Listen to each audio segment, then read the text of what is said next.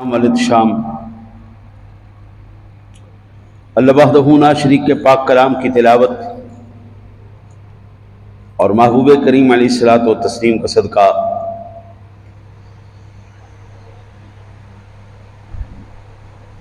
جو تلاوت کلام پاک اور سرور دو عالم صلی اللہ علیہ وسلم کی ذات گرامی کی بارگاہ مقدسہ میں ہدیہ پیش کرنے کی کوشش کی ہے، اللہ اپنے محبوب کا صدقہ اس کو اپنی بارگاہ میں قبول و منظور فرمائے اور سرور دو عالم نور مجسم قائد المرسلین صلی اللہ تعالی علیہ وسلم کی ذات گرامی کا صدقہ حق اور سچ کہنے کی توفیق عطا فرمائے اور سرور دو عالم صلی اللہ علیہ وسلم کے صدقے میں ہر بلا مصیبت آفت جادو ٹونے حسد بغض کینے نظر بد سے ہر قسم کی شیطان کے شر سے حاسد سے حسد سے ہر قسم کی بلا سے مصیبت سے اپنے فضل کرم رحمت کا صدقہ محبوب کا صدقہ محفوظ فرمائے، خیر چاہنے والوں کی اللہ خیر فرمائے۔ اللہ وحدہ لا شریک نے قرآن پاک میں اپنے پاک کلام میں ارشاد فرمایا ان اللہ یأمر بالعدل والإحسان وإیتاء ذی القربى وینہی عن الفحشاء والمنکر والبغی یعظکم لعلکم تذکرون۔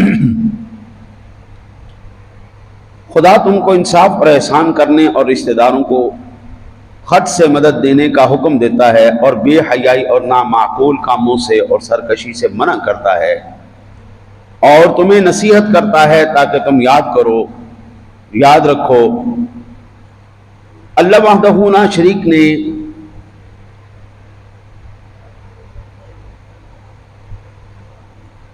اس آیہ مبارکہ میں انسان کو اس کے کردار، اس کی شخصیت، طرز روش، طور طریق، شغل، عادت اور خصلت کے بارے میں، اس کی اصلاح کے بارے میں اللہ وحدہ لا شریک نے حکم ارشاد فرمایا ہے، کیونکہ کردار انسان کے شخصیت کا آئینہ دار ہے، لہذا اس میں عمومی طور پر سارے کے سارے شامل ہیں، ایمان والے اور انسانیت ہی شامل ہے، لیکن بالخصوص نوجوانوں اور بچوں کو متوجہ کیا گیا ہے کہ ان کی کردار سازی پر، ان کی جوانی پر اگر ہم توجہ کریں تو یہ ہماری قوم و ملت کا سرمایہ اور مستقبل ہیں۔ اگر ہم اپنے بچوں کو، اپنے نوجوانوں کو ادب سکھائیں گے، ان کے طرز عمل، روش، طور طریق، شغل، عادات، خصلت، اس کے اوپر محنت کر کے ہم اگر ان کی تربیت کرنے میں کامیاب ہو گئے تو یہ قوم و ملت کے درخشاں مستقبل کی ضمانت ہیں، اور اگر ان کی توجہ دی جائے تربیت پر تو ان کا وجود دنیا اور آخرت میں نعمت الہی کے حصول کا سبب بنتا ہے۔ اگر آپ اپنے بچوں کو، اپنے نوجوانوں کو اچھی تربیت دیں، اچھے اخلاق دیں،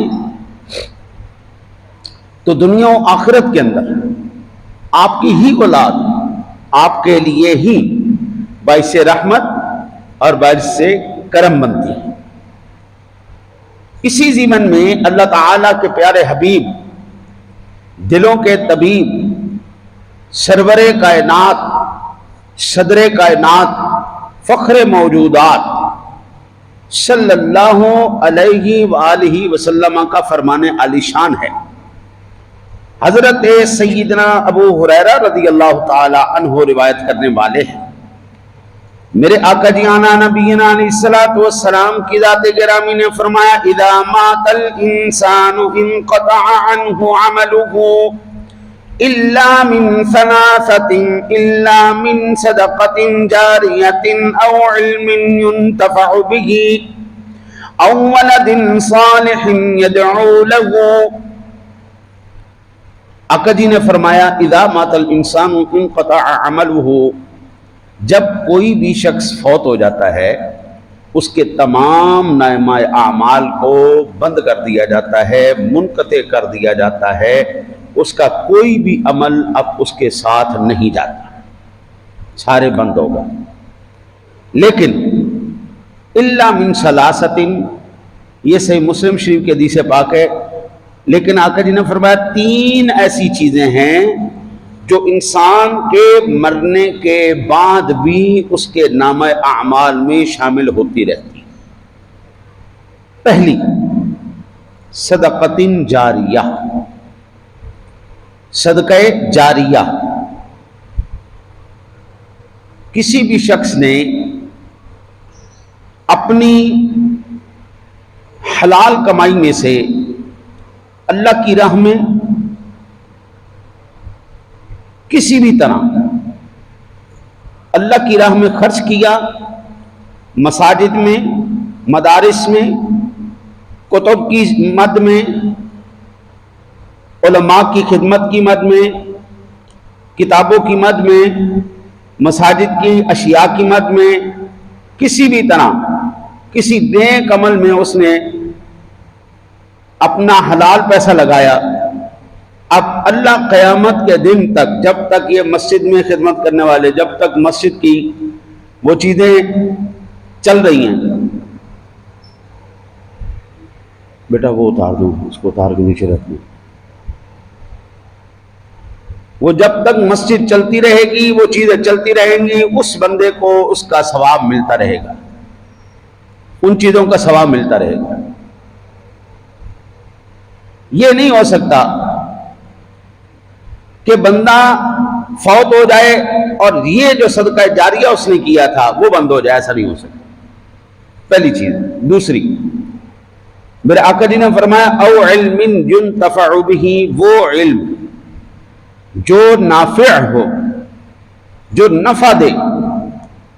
ایک علم ہے یہ اکیڈمیوں میں جا کے، اسکولوں میں جا کے، یونیورسٹیوں میں جا کے ہم سیکھ کے آتے ہیں، اس کا کوئی ٹیڈی پیسے کا کسی کو ثواب نہیں ملنے والا، ایک ٹیڈی پیسے کا نہیں ملنے والا، کیونکہ وہ لوگ اپنی اجرت پہلے طے کر لیتے ہیں کہ اس چیز کو پڑھانے کے لیے ہم آپ سے اتنی فیس لیں گے،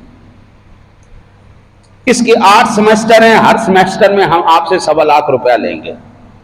جو جن کے بچے ڈاکٹر بننا ہے ان سے پوچھو، 1.5 کروڑ روپیہ ایک ڈگری کا جا کے بن رہا ہے، ایک ڈگری کا۔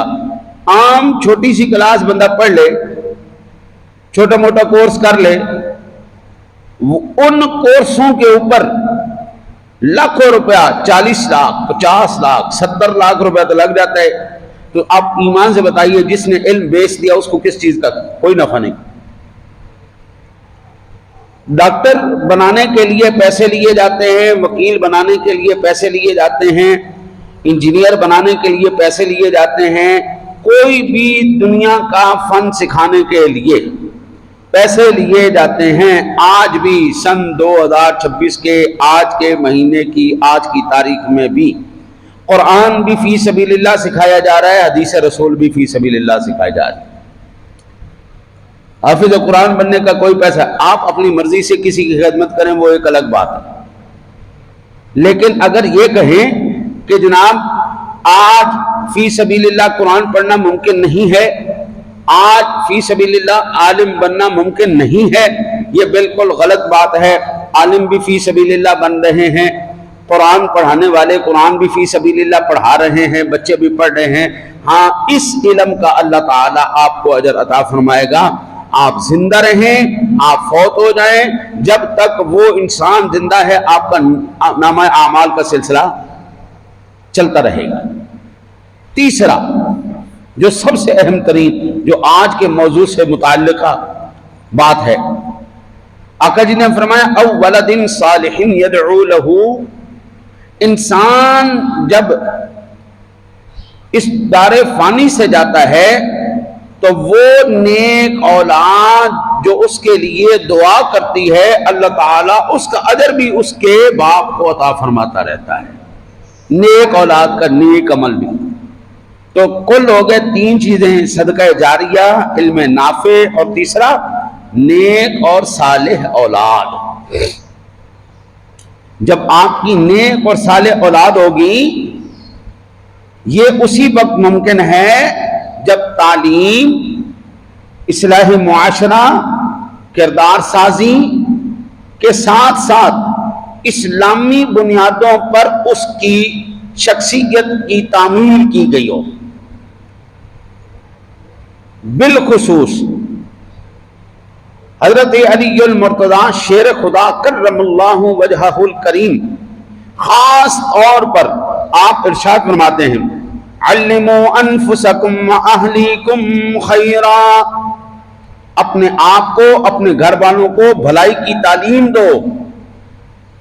آپ نے اگر اپنے بچے کو اپنی زندگی میں نماز پڑھائی، نماز کا پابند بنایا، تو مبارک ہو، آپ کے مرنے کے بعد آپ کا بچہ ضرور یہ بات پڑھے گا، اگر نماز پڑھے گا ربنا اغفر لی ولوالدی وللمؤمنین یوم یقوم الحساب، یہ لازمی پڑھے گا۔ اگر تو آپ نے اس کی اسلامی بنیادوں پر شخصیت کی تعمیر کی ہے۔ تو حضرت میں نے اس دنیا کے اندر بڑے پیسے والے، بہت زیادہ پیسے والوں، گاڑیوں والے، بنگلے والوں، کاروبار والوں، جن کے کاروبار تیری خیر ہو جائے عرب و عجم میں، امریکہ، یورپ، پاکستان، ہر جگہ پہ ہے، ان کو دیکھا ہے، لیکن ان کے ضمیر کے اندر چین کوئی نہیں۔ پیسہ ہے، گاڑیاں ہیں، کاروبار ہے، آسائشیں ہیں، ہر نعمت ہے، ہر بچے کے پاس، بیگم صاحبہ کے پاس، صاحب کے پاس، ان کے نوکروں کے پاس، ہر ایک کے پاس گاڑی ہے، ان کے مینیجروں کے پاس، ان کے نیچے طبقے میں گاڑیاں ہیں، لیکن ان کے دل میں سکون کوئی نہیں، کیونکہ بابو یہ تو کبھی وعدہ کیا ہی نہیں اللہ نے کہ میں دنیا دوں گا اور ساتھ سکون بھی دے دوں گا۔ لیکن وعدہ جہاں پہ کیا، فرمایا الا بذکر اللہ تطمئن القلوب، وعدہ یہاں پہ کیا ہے۔ کوئی امیر آدمی دیندار نہیں ہو سکتا، یہ غلط ہے۔ کوئی غریب آدمی دیندار نہیں ہو سکتا، غلط ہے۔ دینداری الگ چیز ہے، غربت الگ چیز ہے، دینداری الگ چیز ہے، امارت الگ چیز ہے۔ وہ اللہ کا فضل اور اس کی تقسیم ہے کہ اللہ جس کو چاہتا ہے جتنا چاہتا ہے عطا فرما دیتا ہے۔ بعض کملوں کو، پاگلوں کو، بعض کملے لوگ امیر کبیر ہوتے ہیں اور پڑھے لکھے لوگ ان کے ملازم ہوتے ہیں، پڑھے لکھے ان کے ملازم ہوتے ہیں، اور کملے بالکل وہ لوگ جناب امیر کبیر ہوتے ہیں۔ یہ اللہ کی تقسیم۔ لیکن دین کا اختیار کرنا یہ آپ کی اپنی چوائس ہے۔ آپ دیندار بننا چاہتے ہیں، اپنی اولاد کو بنانا چاہتے ہیں، سبحان اللہ، نہیں بنانا چاہتے، حضرت صاحب پھر معاشرہ کیسے چلے گا؟ صرف میرے آقا جی آنا نبینا علیہ الصلوۃ والسلام کی ذات گرامی نے ارشاد فرمایا ما نحل والد ولدا من نحل افضل من ادب حسن، باپ کی طرف سے اولاد کے لیے اس سے بہتر کوئی عطیہ نہیں کہ وہ ان کی اچھی تربیت کرے۔ باپ اگر بیٹے کو کچھ دینا چاہتا ہے نا جی، پیسہ دے گا وہ خرچ کر کے ختم کر دے گا، گاڑی دے گا ایکسیڈنٹ کر کے توڑ پھوڑ دے گا، گھر دے گا وہ اس کو توڑ پھوڑ کے استعمال کر کے خراب کر دے گا۔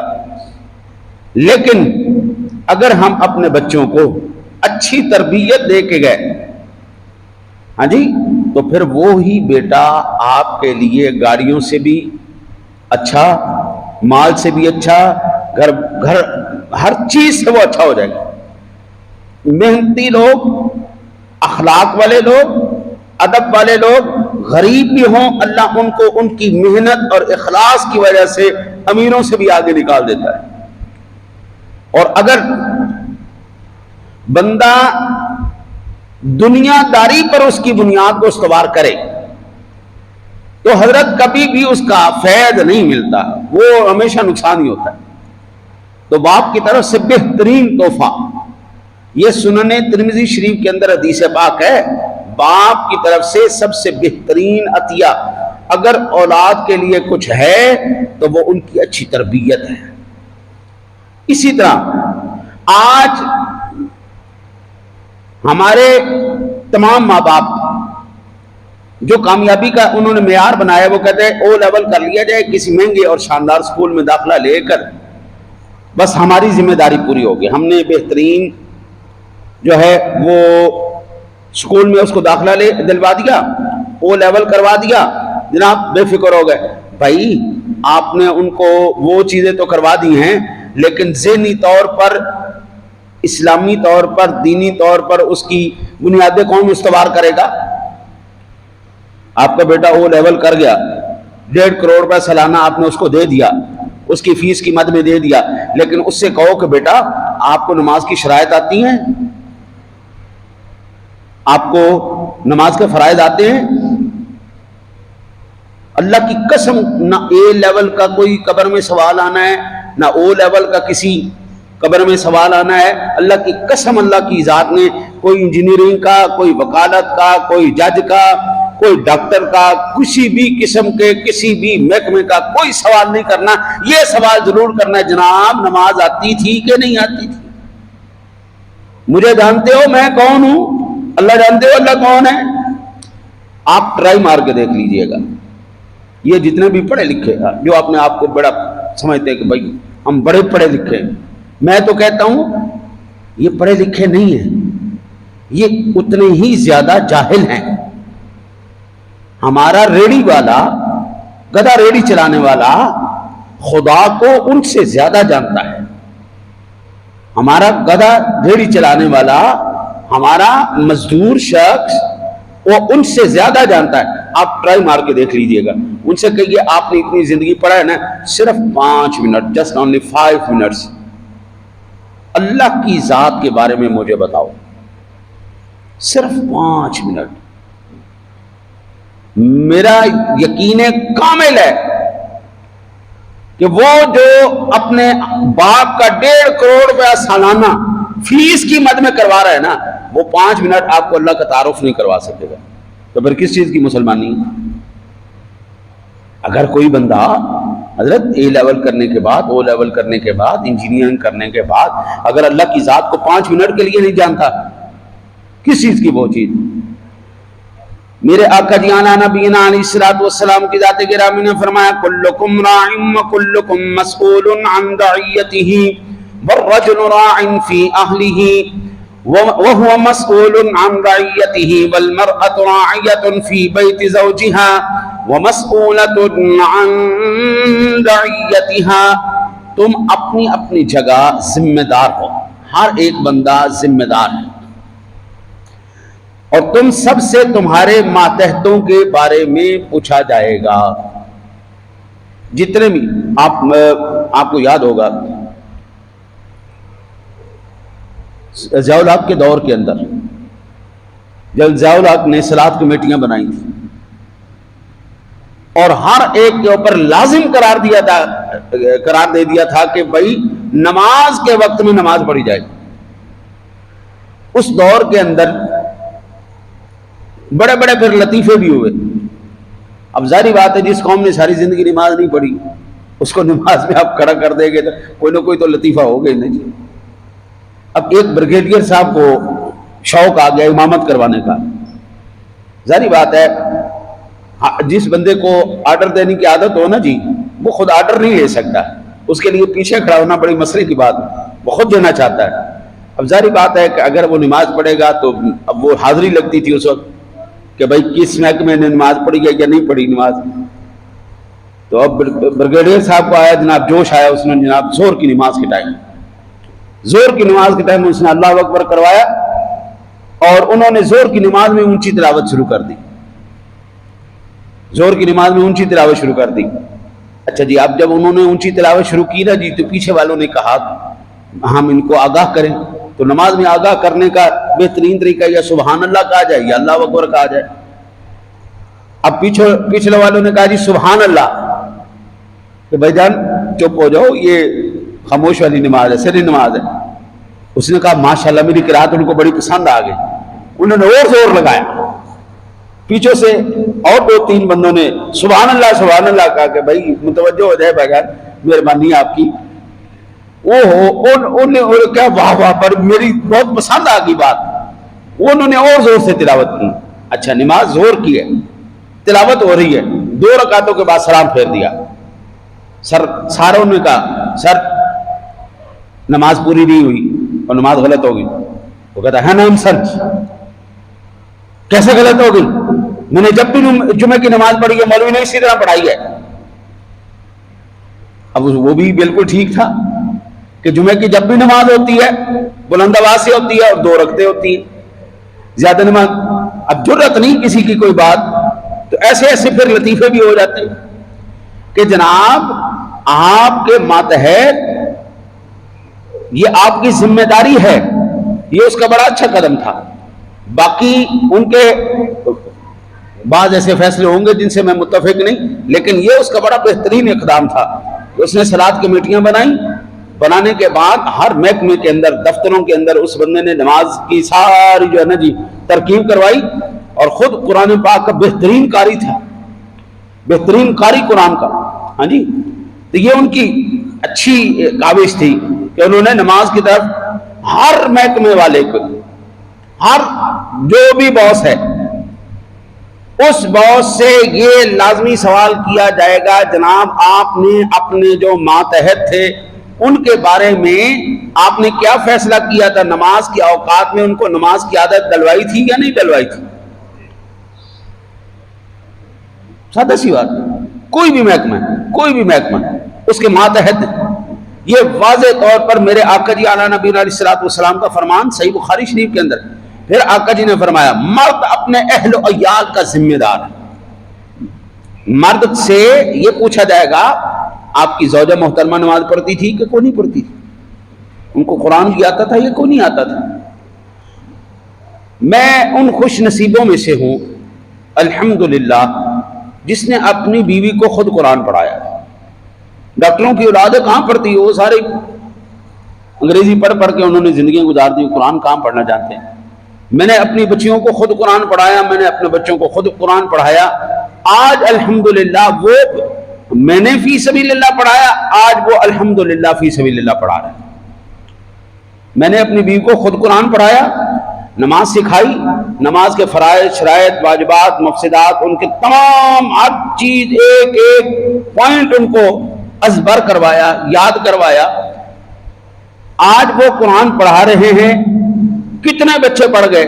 میں خود پڑھا رہا ہوں. کتنے بچے پڑھ گئے؟ الحمدللہ ہمارے لیے وہ صدقہ جاریہ ہے. ہم سے یہ سوال کیا جائے گا آپ نے اپنے، میں بطور امام و خطیب مجھ سے سوال کیا جائے گا نمازی جب آئے تھے آپ نے نماز کی ترغیب دی، نیکی کی ترغیب دی، ان کو اس لائن پہ بنیاد ان کی استوار کی، ان کو موٹیویٹ کیا کہ اپنی اولاد کی بھی تربیت کرو، گھر والوں کی بھی تربیت کرو. ہم سے یہ سوال ہوگا. آپ بیٹھے ہوئے تھے کیا کر رہے تھے؟ قرآن پڑھنا سکھایا، نماز پڑھنی سکھائی، ان کو ایک دین کی تعلیم دی کہ تمہاری ذمہ داریاں کیا ہیں. مرد کی ذمہ داری اپنے گھر کے سسٹم کو سیدھا رکھنا. آپ کھائیں، آپ پئیں، آپ استعمال کریں، آپ لاکھوں کروڑوں روپے جتنی آپ کی حیثیت ہے آپ کریں. ہر ایک بندہ اپنی حیثیت کے مطابق اپنا ہر فعل کرے. ابھی کل ہی میں بچوں کو یہاں پہ ڈانٹ رہا تھا، یار تم کیا جو ہے نا جی وہ بنا کے آ جاتے ہو، اوپر شرٹ پہن کے آ جاتے ہو، نیچے سلوار پہن کے آ جاتے ہو. اوپر جناب قمیض پہنی ہوتی ہے، نیچے کچھا پہنا ہوتا ہے. وہ خدا کے واسطے کوئی لیول تو ٹھیک کرو، یہ پینٹ شرٹ پوری پہنو، یہ سلوار قمیض پوری پہنو. وہ پھر یہ عادت بچپن کی جب ماں باپ نے ڈالی ہوتی ہے، پھر بڑے کچھا پا کے بھی مسیطے آ جائیں. اس کو میرا خیال سٹڈ کہتے ہیں. ہاں جی، وہ کچھے جب وہ بیٹھتے ہیں تو ان کے گھٹنے ننگے ہوتے ہیں. میں ان سے کہتا ہوں کہ بیٹا یہ جو گھٹنے ننگے ہوتے ہیں نا نماز کے اندر، یہ جائز نہیں، آپ کی نماز نہیں ہوتی. ہاں جی، اب ایمان سے بتائیے میں ان کے اوپر جو ہے نا جی افسوس کروں یا ان کے والدین کے اوپر افسوس کروں جن کو یہی نہیں پتا مرد کے لیے گھٹنے ننگا کرنا جائز نہیں ہے. یہ گھٹنے بھی ہماری شرمگاہ کے اندر شامل ہے. مرد کے لیے ناف کے اوپر سے لے کے گھٹنے کے نیچے تک اتنا حصہ شرمگاہ ہے. اس کو لازمی طور پر یہ نماز کی شرائط میں بھی ہے ستر عورت کے باب میں یہ نماز کے اندر بھی ہے کہ ناف کے اوپر سے لے کر گھٹنے کے نیچے تک کا حصہ یہ تو کور ہونا ہی ہونا چاہیے. اب جب سجدہ کریں پینٹ والے پیچھے سے ان کی کمر کھل جائے تو وہ صدر کھل گیا. جب صدر کھلا شرط پوری نہیں ہوئی. جب شرط پوری نہیں ہوئی تو نماز کا تو وجود ہی کوئی نہیں. بھائی وہاں سے بھی گھٹنوں سے بھی اور سارے جو ہے وہ دندناتے پھر رہے ہیں. اب تربیت بندہ کس کی کرے؟ بچوں کی کرے، ماں باپ کی کرے. اب مسجد میں آ رہے ہیں اس لیکن سکول میں کبھی ایسے نہیں جائیں گے. سکول میں کبھی ایسے نہیں جائیں گے. سکول کے اندر نہا دھو کے صاف ستھرے کپڑے پا کے سارا کچھ کر کرا کے اینڈ ڈیڈی ہو کے پھر جائیں گے. جوتے بھی چمکے ہوئے ہوں گے، کپڑے بھی چمکے ہوں گے، شکلیں بھی چمکی ہوئی ہوں گی. اور جب قرآن پڑھنے کے لیے آئیں گے آفاقی پیغام میرے رب کا کلام.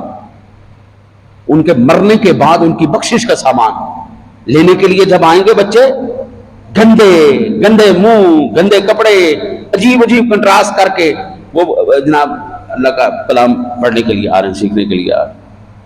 اب خود بتا دیجئے کل قیامت والے دن یا مرنے کے بعد آپ کے مرنے کے بعد ایصال ثواب کے لیے کون سی کلاس کی کتاب کا ثواب آپ کو پہنچایا جائے؟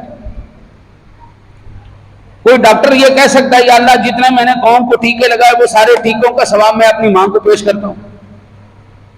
یہ انجینئر کہہ سکتا ہے جتنی میں نے سڑکیں بنائی ان ساری سڑکیں بنانے کا ثواب میں اپنے باپ کو دیتا ہوں؟ نہیں. لیکن ایک سادہ سا بچہ صرف اتنا کہہ دے بسم اللہ الرحمن الرحیم یا اللہ اس کا ثواب میں نے اپنے ماں باپ کو دیا تو قبول فرما. اللہ کی قسم اللہ قبول کرے گا. یہ نہیں ہوگا. ہم نے بڑا عرصہ پہلے ایف اے میں کہانی پڑھی تھی مسٹر چپس کی. کوئی کہہ سکتا ہے جی یا اللہ جو میں نے مسٹر چپس کا باپ پڑھا ہے اس باپ کا ثواب میں اپنے باپ کی روح کو پیش کرتا ہوں قبول فرما. اللہ تعالی صرف اور صرف نیک اعمال، اللہ کا قرآن، نبی کا فرمان یہ اپنی بارگاہ میں قبول فرماتا ہے. کوئی اے لیول نہیں، کوئی او لیول نہیں، کوئی میٹرک نہیں، کوئی ایم اے نہیں، کوئی کسی ڈگری کا بھی ایک ٹیڈی پیسے کا ثواب نہیں. آپ پیسے دیتے ہیں پڑھتے ہیں، پیسے دے کے پڑھتے ہیں فی سبیل اللہ. صرف اللہ کا قرآن نبی کا فرمان پڑھایا جا رہا ہے، درس و بات ہو رہا ہے، اس کا ثواب آپ کے والدین کو پہنچے گا. جس چیز کی آپ نے اجرت لے لی بات ختم ہو گئی. اب کس چیز کا ثواب ہے؟ کوئی ثواب سو اوپن. پھر میرے آقا جی علیہ الصلوۃ والسلام کی ذات گرامی نے ارشاد فرمایا کہ تم سب سے تمہارے ماتحتوں کے بارے میں پوچھا جائے گا. مرد اپنے اہل و عیال کا ذمہ دار ہے اور اس سے اس کے ماتحتوں کے بارے میں پوچھا جائے گا، جبکہ عورت اپنے شوہر کے گھر میں ذمہ دار ہے، اس سے اس کی ماتحتوں کے بارے میں پوچھا جائے گا. میڈم صاحبہ آپ کو سامنے لا کے پیسے دیے تھے گھر کا نظام چلانا ہے. ہاں جی میڈم صاحبہ جناب بتائیے گھر کا کیسا آپ نے نظام چلایا؟ گھر کو صاف ستھرا رکھا، گھر کا نظام مینٹین کیا، آپ نے اپنے شوہر کی کمائی کو صحیح طریقے سے استعمال کیا، صحیح جگہ پہ استعمال کیا. ہاں جی میں نے احادیث کے باب میں عورت کی اقسام بیان کی تھی جو آقا جی علیہ الصلوۃ والسلام کی احادیث سے ہی میں نے اس کا استدلال کیا تھا. ان میں سے سب سے بہترین خاتون، جو بدترین ہیں وہ تو ہیں ہی ہیں، جو بہترین خاتون ہیں وہ جو اپنی عزت کی بھی حفاظت کرے، اپنے شوہر کی کمائی کی بھی حفاظت کرے، اس کی اولاد کی بھی اچھی تربیت کرے، جو اپنے شوہر کی کمائی لینے کے بعد نہ صرف اس کمائی کا خیال رکھے، اپنی عزت و آبرو کا خیال رکھے، اس کی اولاد کی اچھی تربیت کر کے اپنے شوہر کی محبت کو اور اس کے عظمت کو اپنی اولاد کے دلوں میں ڈالے. ماں اگر جب تک اپنے بیٹوں کے دلوں میں اپنے شوہر کی عزت نہیں ڈالے گی کبھی اولاد اپنے باپ کی عزت نہیں کرنے والی. یہ سوال کیا جائے گا میڈم صاحبہ سے ہم سے سوال کیا جائے گا اولاد ایویں جم کے 60 ساجے کہ کوئی دین کے اخلاق بھی سکھائے تھے؟ آج بھی سن 2026 آج تک جب تک ہم زندہ ہیں ابھی تک تو یہی ہو رہا ہے کہ نماز کے اندر، نماز جنازہ کے اندر ثنا پڑھی جاتی ہے، درود پاک پڑھا جاتا ہے اور دعا کی جاتی ہے، میت کے لیے دعا کی جاتی ہے. ابھی تک تو یہ ہو رہا ہے. اگر جس طرح دین سے بے رغبتی کا دور آج چل پڑا ہے تو پھر یہی ہوگا کہ قوم کو جب سبحانک اللہم و بحمدک نہیں آئے گا، اللہم صلی علی محمد نہیں آئے گا، اللہم اغفر لحینا نہیں آئے گا، تو پھر یہ نہ ہو کہ ادھر سے باپ کا جنازہ پڑھائے اللہ اکبر twinkle twinkle little star how are you wonder what you are, پھر یہ شروع ہو جائے گا. پھر وہ کہیں گے جناب عربی میں پڑھنا کون سا ضروری ہے جناب، پھر اردو میں ٹھوکنا شروع کر دوں. کوئی پشتو ہے تو پشتو میں کرے گا، کوئی پنجابی ہے تو پنجابی میں کرے گا، پھر یہ لطیفے ہوگی. ظاہری بات ہے جب ساری زندگی ہم نے انگریزی اپنے بچوں کو سکھائی تو ہمارے بچے نماز میں کیا کریں گے؟ قرآن تو سکھایا نہیں، دین تو سکھایا نہیں، تو پھر وہ وہاں پہ کیا کریں گے؟ ابھی تک وہ مولوی زندہ ہیں جو فی سبیل اللہ پڑھا رہے ہیں، اور ابھی تک وہ ماں باپ زندہ ہیں جو اپنی اولاد کی کھتی پہ دو ٹھوک کے قرآن پڑھانے بھیج رہے ہیں. چلت دفعہ ہو قرآن پڑھ کے آ. وہ اپنی اولاد کی کھتی پہ نہیں ٹھوک رہے، وہ اپنے مرنے کے بعد اپنی قبر کو ٹھنڈا کر رہے ہیں. مرنے کے بعد آپ کی قبر ایک ہی صورت میں ٹھنڈی ہوگی، آپ کی اولاد نماز پڑھے اور نماز کے اندر پڑھے ربنا اغفر لی ولوالدی وللمؤمنین یوم یقوم الحساب، پھر ہی قبر ٹھنڈی ہوگی. یا پھر آپ کی اولاد پڑھے آپ کے مرنے کے بعد الحمدللہ رب العالمین الرحمن الرحیم مالک یوم الدین، آپ کی اولاد یہ پڑھے آپ کی قبر ٹھنڈی ہوگی. اب بچے کچھ مائیوں سے پڑھ لیے، کچھ بے احتیاطی میں پڑھ گئے. میں نے عمر گزر گئی جناب، کبھی ہڑبڑی میں نہ قرآن پڑھا ہے، نہ پڑھنے دیا ہے، نہ پڑھایا ہے. بچہ سال نہیں پڑھتا کوئی حرج نہیں، جاؤ دوبارہ پڑھ کے آؤ، جاؤ دوبارہ یاد کر کے آؤ، جاؤ دوبارہ یاد کر کے. بھائی جان یہ سودا ایک دفعہ کا نہیں ہے، یہ ساری زندگی کا ہے. سال بعد کلاس تو تبدیل ہو جائے گی، 10 سال بعد نصاب تو تبدیل ہو جائے گا، لیکن اللہ کا پیغام وہی کا وہی ہے. 14 صدیاں گزر گئی، اس کے اندر کوئی تبدیلی نہیں. اللہ کا قرآن وہی رہے گا، نبی کا فرمان وہی رہے گا. آج سے 120 سال پرانی جب تلاوت آئی، قرآن وہی کی تلاوت کیا جا رہا تھا. 1400 صدیاں پہلے سرور دو عالم صلی اللہ علیہ وسلم نے جو قرآن کی تلاوت کی، وہ یہی قرآن کی تلاوت تھی جو آج ہم قرآن کی تلاوت کر رہے ہیں. 14 صدیوں میں اللہ کے قرآن کا نصاب نہیں بدلا. اللہ کے قرآن کا نصاب وہی ہے. جب ایک اتنی پختہ چیز ہے جو زندگی میں بھی کام آ رہی ہے، مرنے کے بعد بھی کام آ رہی ہے، تو پھر اس کو پڑھنے میں ہڑبڑی کا کیا مقصد ہے؟ پڑھنا ہے تو صحیح پڑھو، نہیں پڑھنا تو نس جاؤ. ہم لوگ کہتے ہیں جناب او مولوی بڑی دیر لاندہ، بڑی دیر لاندہ، ایسے نہ کوئی سپارہ پڑھنا ہے تو نہ نماز پڑھنی ہے، ان کوئی تمیز نہیں. اب پھر جلدی جلدی کے اندر پھر وہی ہوتا ہے چانا دمال، چل جائے تو چاند تک، نہ چلے تو شام تک. ہاں جی، چل جائے تو چاند تک، نہ چلے تو شام تک، پھر چانا کمال ہی ہوتا ہے نا جی. اللہ تعالیٰ کبھی بھی غلط پڑھا ہوا قرآن اپنی بارگاہ میں قبول نہیں فرمائے گا. میں بطور جج جب بھی حسن قرات کے مقابلوں میں گیا ہوں قرآن پاک پڑھنے، ہمیں کوئی ضرورت نہیں ہوتی کہ وہ قاری آگے کتنا قرآن پڑھتا ہے. صرف تعوذ اور تسمیہ، یعنی اعوذ باللہ اور بسم اللہ، یہ 2 چیزیں سن کے ہمیں اندازہ ہو جاتا ہے یہ بندہ کتنا کامل ہے. صرف اعوذ باللہ، پہلے حمزہ آ رہا ہے، پھر عین آ رہا ہے، ا ا او او او اعو اعو اعو، پھر آگے لال آ رہا ہے، لال، اعوذ اعوذ. یہاں پہ ہمیں اندازہ ہو جاتا ہے بندہ کتنا کامل ہے. اتنے سے ہی پتہ چل جاتا ہے آگے یہ کیا کارنامہ سر انجام دے گا. الف سے لے کر یا تک صرف کل 29 حروف ہیں قرآن کے، یہی بدل بدل کر یہی قرآن پاک کی ترکیب بنتے. الف سے لے کے یا تک جو بچہ حروف نہیں پڑھ سکتا، جن کی ادائیگی نہیں کر سکتا، آپ چاہے 10,000 مرتبہ قرآن پڑھ جائے، ایک ٹیڈی پیسے کا ثواب نہیں ہونے والا، ایک ٹیڈی پیسے کا ثواب نہیں ہونے والا. ایک ایک نقطہ، ایک ایک حرکت، ایک ایک چیز کا الگ الگ معنی ہے. مثلا میں آپ کو عرض کروں، ہم جو نماز کے اندر پہلی سورہ مبارکہ پڑھتے ہیں وہ کون سی پڑھتے ہیں؟ سورۃ الفاتحہ. ٹھیک ہے جی، سورۃ الفاتحہ. سورۃ الفاتحہ کا پہلا لفظ کیا ہے؟ دو چار بندوں کو آتا، باقی کو تو نہیں آتا. آتا ہے؟ بولو پھر. ہاں یہ بات. الحمدللہ، الحمدللہ. ایک ہے الحمدللہ، الحمدللہ، الحمدللہ. ایک الحمدللہ.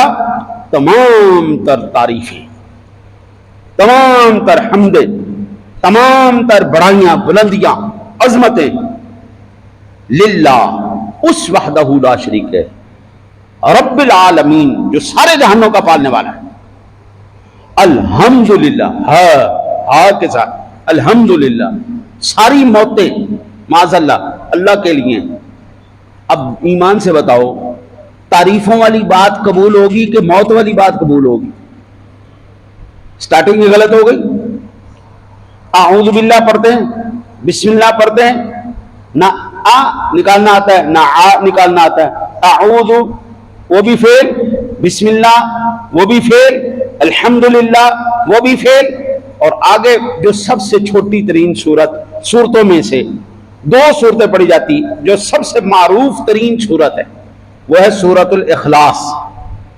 قل هو اللہ، قل قل قا، ہم پڑھتے کل کل قل هو اللہ. قل کہو، فرما دیجئے، کہہ.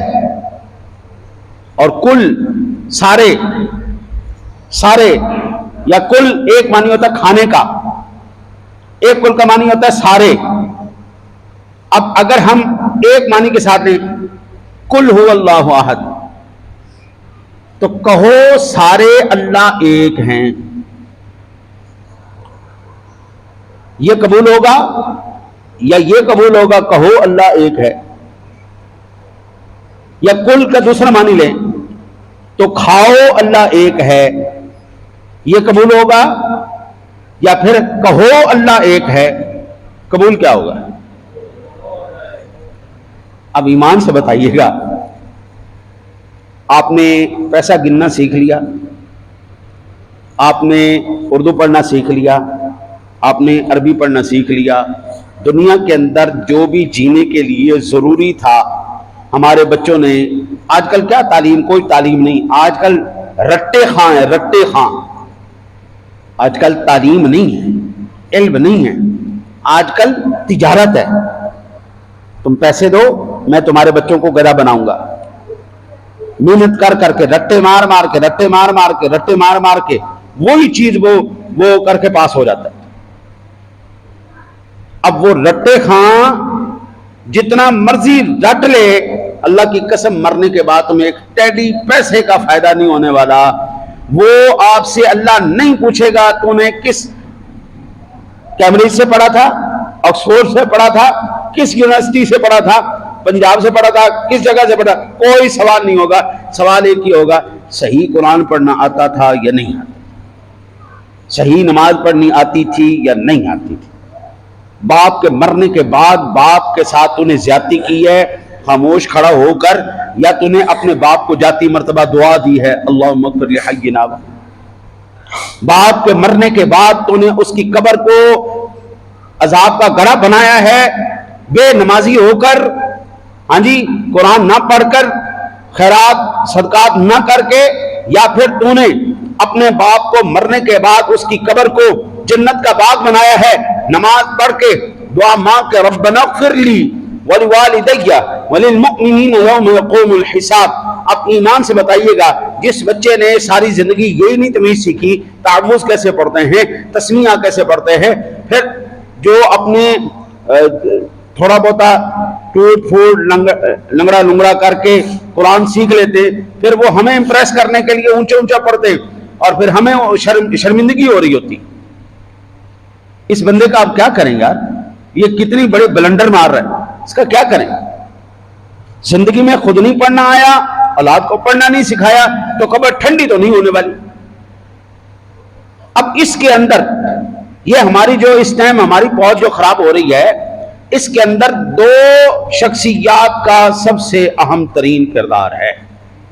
سب سے پہلے ماں باپ کا کردار، سب سے پہلے ماں باپ کا کردار۔ ماں باپ جب تک ذمہ داری کا ثبوت نہیں دیں گے، ممکن ہی نہیں ہے جناب آپ کے بچے کی اچھی تعمیر ہو سکے، وہ معاشرے کے لیے کارآمد شخصیت اور فرد بن کے سامنے آ سکے، نہیں ممکن۔ دوسرا، اساتذہ کی ذمہ داری، اساتذہ کی، جب تک اچھے اساتذہ آپ نہیں اپنے بچوں کے لیے منتخب کریں گے، تعلیمی اداروں میں نئی انتخاب۔ آج سے ایک زمانہ پہلے، تقریباً اللہ آپ کی خیر کرے، سن 1999 کی بات ہے، یہاں پہ چنگی مرصدوں پہ ایک کالج تھا، گورنمنٹ ایلیمنٹری کالج، آپ کا پتہ کون نہیں، اب بہت عرصہ ہو گیا۔ وہاں پر ہمارے ٹیچرز کی ٹریننگ ہوئی، میں بھی گیا وہاں پہ۔ وہاں پہ ہمارے ایک پروفیسر صاحب تھے، مرزا غلام احمد بیگ صاحب۔ وہ اس دور میں وہ بندہ، اس وقت ٹیپیں چلتی تھی، کیسٹ والی ٹیپیں، وہ بندہ ہمارے انگلش کا پروفیسر تھا۔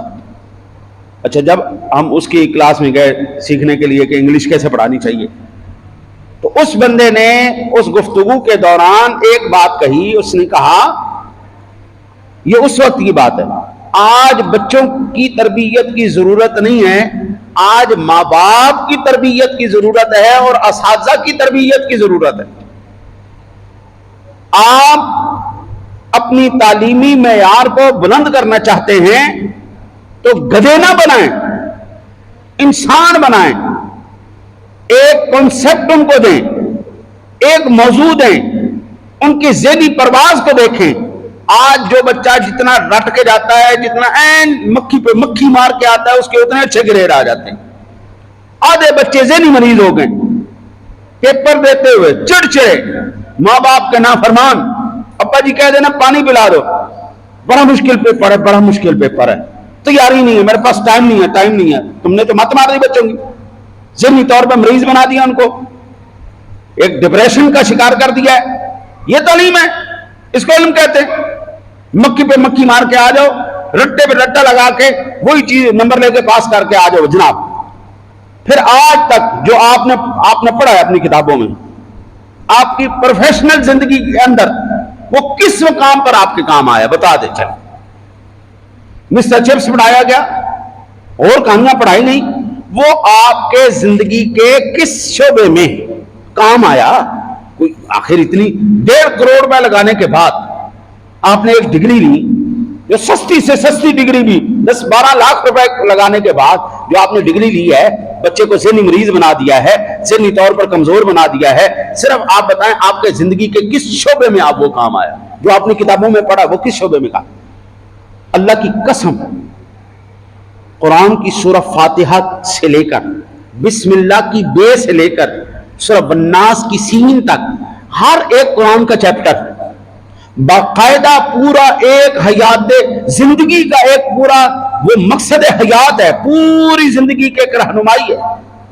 صرف قرآن کا پہلا چیپٹر سورہ فاتحہ شریف پڑھ کے دیکھیں، صرف قرآن کا پہلا چیپٹر سورہ فاتحہ شریف کو آپ پڑھ کے دیکھیں، آپ کو پوری زندگی کا خلاصہ مل جائے گا۔ آپ کو پہلے حرف سے لے کے آخری حرف تک، اگر صرف بندہ سورہ فاتحہ شریف کے اوپر عمل کر لے اور پورے قرآن پاک کے اوپر اس کو موقع نہ ملے، صرف یہ سورہ فاتحہ شریف کے اوپر بھی عامل ہو گیا، یہ 7 آیات بینات ہی اس نے پڑھ کے اللہ کی قسم بہترین مسلمانوں کے مرے گا۔ حضرت سیدنا فاروق اعظم رضی اللہ تعالیٰ عنہ سے پوچھا، جناب آپ نے سورہ بقرہ شریف کتنے عرصے میں پڑھی؟ تو آپ نے فرمایا میں نے 12 سال میں سورہ فاتحہ شریف پڑھی ہے، 12 سال میں سورہ فاتحہ شریف پڑھی۔ آپ نے لوگوں نے پوچھا حضرت 12 سال تو بہت زیادہ عرصہ ہوتا ہے، اتنا لمبا عرصہ آپ نے لگا دیا؟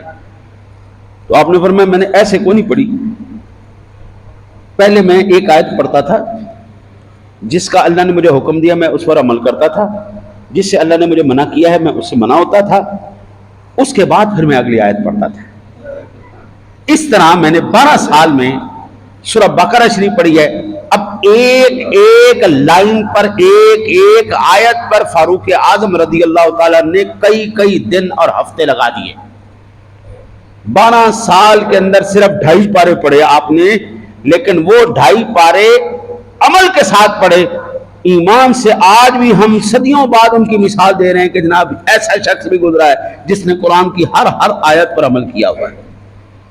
آپ کوئی چیپٹر بتا دیں، فزکس کا بتا دیں، کیمسٹری کا بتا دیں، بایولوجی کا بتا دیں، آپ کسی، میں یہ نہیں کہتا یہ دنیا کے آپ علوم حاصل نہ کریں، جس طرح آپ نے قرآن کو یتیم بنا دیا ہے، معاذ اللہ، آپ نے جس طرح قرآنی تعلیم کو یتیم بنا دیا ہے، دینی تعلیم کو یتیم بنا دیا ہے، اس دنیا کی تعلیم کو صرف یتیموں تک رکھ لیں، صرف اپنا اعلیٰ کار بنائیں، ٹول بنائیں، بس ایک ذریعہ بنائیں، ٹھیک ہے ہم ان سے حاصل کر رہے ہیں، بس ٹھیک ہے چلے، لیکن اصل مقصود کیا؟ اب ہم عالم ہیں، کیا ہم دنیا نہیں جانتے؟ میں پنجابی یونیورسٹی میں پڑھاتا ہوں، میں بی ایس سی ایس کے بچوں کو پڑھاتا ہوں، میں 4تھے سیمسٹر سے 8ویں سیمسٹر تک پڑھاتا ہوں، آپ کے ماسٹر کے بچے تو میں پڑھا رہا ہوں۔ اب کیا ہم بھوکے مر گئے؟ لیکن دین بھی آتا ہے، قرآن پڑھنا بھی آتا ہے۔ جن بچوں کو میں پڑھاتا ہوں وہ تو سیکھ رہے ہیں، لیکن دین ان کو نہیں آتا، قرآن ان کو نہیں آتا۔ بڑی بڑی یونیورسٹی میں جا کے پڑھایا ہے، بڑے بڑے اسکول سسٹم میں جا کے پڑھایا ہے، برٹش اسکول سسٹم میں نے پڑھایا ہوا ہے، امریکن لائسنس میں پڑھایا ہوا ہے، بڑے بڑے اداروں میں پڑھایا ہوا ہے۔ ہم دیندار ہیں، ہم نے پڑھایا ہوا ہے، ہمیں فخر ہے، ہماری دین کی تعلیم نے ہمیں دنیا کے بڑے بڑے سٹیجوں پر کھڑا کیا ہے، بڑی بڑی جگہوں پر کھڑا کیا ہے۔ لیکن جو آج کا ڈاکٹر ہے وہ ڈاکٹر تو بن گیا، کیا 2 رکعت نماز پڑھا سکتا ہے؟ کیوں نہیں پڑھا سکتا؟ کیا وہ بیوقوف ہیں یا وہ سائی ہیں؟ کیا وہ ان کے حافظہ نہیں ہیں؟ نہیں، اس کی وجہ نہیں ہے، ان کے ماں باپ نے، ان کے اساتذہ نے کبھی یہ ان کے اوپر ذمہ داری ڈالی ہی نہیں۔ آپ نہ کریں، مساجد میں امامت کیوں نہیں؟ نہ کرو یار، اس کے لیے موجود ہیں۔